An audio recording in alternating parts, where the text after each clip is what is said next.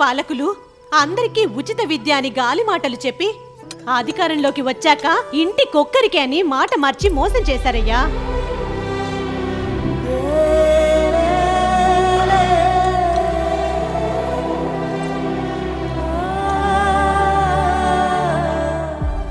దేవుడా, స్తోమత ఉంటే ఇద్దరు పిల్లల్ని చదివించాలనుంది.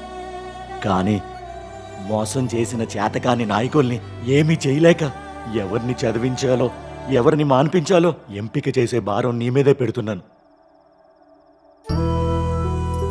ఏంటయ్యా, ఎవరిని చదివించమంటావని దేవుణ్ణి అడుగుతున్నావా? ఇంకేం చేయమంటావే? ఒకరిని చదివించి ఇంకొకరిని మాన్పించాలని ఏ తండ్రికుంటా చెప్పు. మన సమస్యకి పరిష్కారం మన చేతుల్లోనే ఉందయ్యా. బాబుగారు ప్రతి బిడ్డకి 15,000 ఇస్తానని మాటిచ్చాడయ్యా. ఒక్కరిది కాదు, ఇద్దరి పిల్లల్ని చదివించవచ్చు. మనం చేయాల్సింది రాబోయే ఎన్నికల్లో సైకిల్ గుర్తుకు ఓటు వేసి మన బాబుగారిని గెలిపించడమే.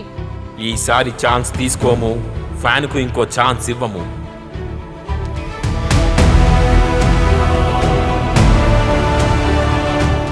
ఒక్క ఛాన్స్ అని గాలి మాటలు చెప్పి నెగ్గిన వారిని జీవితంలో మళ్ళీ నమ్మేది లేదు.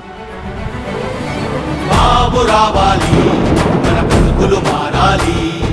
బాబు రావాలి, మన బ్రతుకులు మారాలి.